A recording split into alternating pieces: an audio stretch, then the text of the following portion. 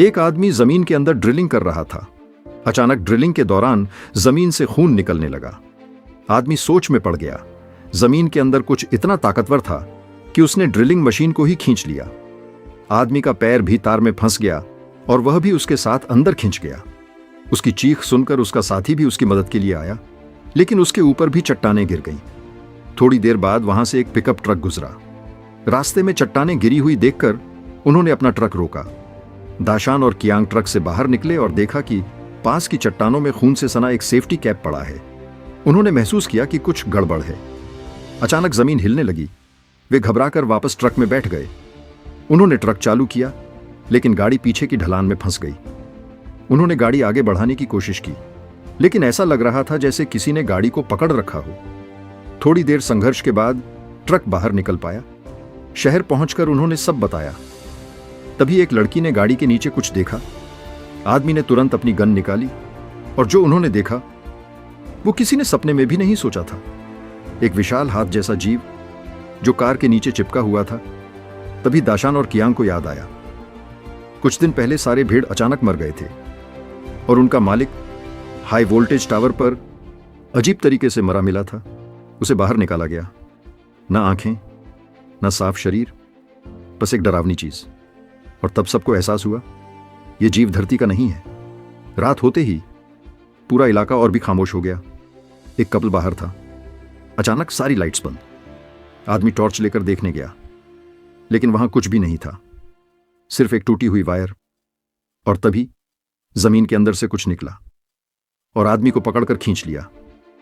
उसकी पत्नी चीखती है और उसे ऊपर खींचने की कोशिश करती है, लेकिन उसके सामने ही उसका पति पूरी तरह जमीन के अंदर चला जाता है। तभी वह राक्षस अपना थोड़ा सा सिर बाहर निकालता है। यह देखकर औरत डर के भागती है अपनी गाड़ी की तरफ। वह गाड़ी के अंदर छुप जाती है, लेकिन तभी राक्षस पूरी गाड़ी को ही जमीन के अंदर खींचने लगता है। औरत डर के मारे गाड़ी चालू करती है, लेकिन फिर भी राक्षस पूरी गाड़ी को जमीन के अंदर खींच लेता है। दूसरी तरफ अब सबको समझ आ गया, ये जीव अंधे हैं, लेकिन आवाज से शिकार करते हैं। पूरा शहर फंस चुका था। रास्ता चट्टानों से बंद। अब सिर्फ एक ही रास्ता था, मदद लाना।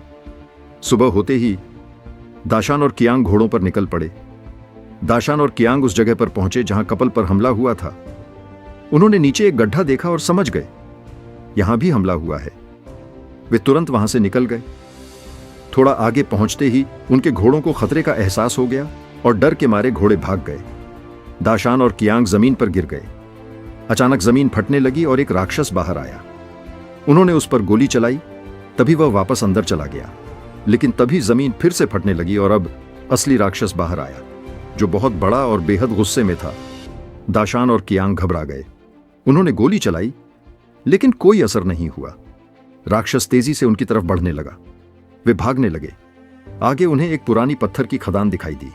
दोनों दौड़ते दौड़ते अंदर कूद गए। उन्होंने बाहर निकलने की कोशिश की, लेकिन निकल नहीं पाए।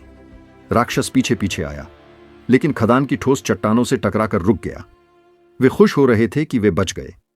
तभी एक लड़की आई और उन्हें अपने ट्रक में बैठाकर वापस शहर ले गई। लेकिन जैसे ही वे शहर पहुंचे, राक्षस ने अचानक हमला कर दिया और एक आदमी को पकड़कर जमीन के अंदर खींच लिया। अब सबको समझ आ गया, जमीन पर रहना मतलब मौत। दाशान और कियांग जल्दी से छत पर चढ़ गए और वह लड़की भी टावर पर चढ़ गई। दूसरी तरफ कुछ लोग राक्षस पर बंदूक से हमला कर रहे थे, लेकिन कोई असर नहीं हुआ। दाशान फोन पर बात करने की कोशिश करता है, लेकिन सिग्नल नहीं आता।